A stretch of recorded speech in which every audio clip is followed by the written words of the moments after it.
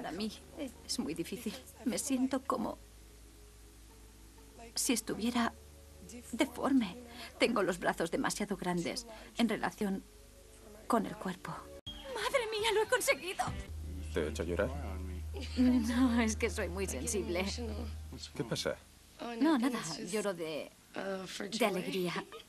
¿Tengo que comerme esto? Ven al plato de mamá. Muchas gracias. Hola, doctor, ¿cómo está? Hola, Belén, ¿qué tal? Me alegro de verle.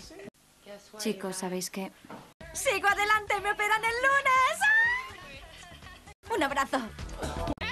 Hola, niños. ¿Habéis tenido un buen día hoy? ¡Estás de broma!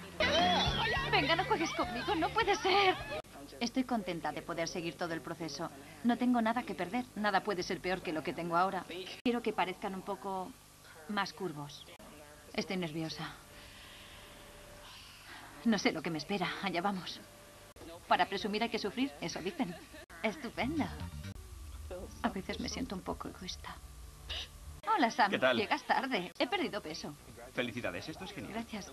¿Y ahora qué harás con esto? Dónalo. Este es el vestido. Sí, la verdad es que es bastante especial. Lo mejor de este vestido es la talla. Es una 36. Una 30.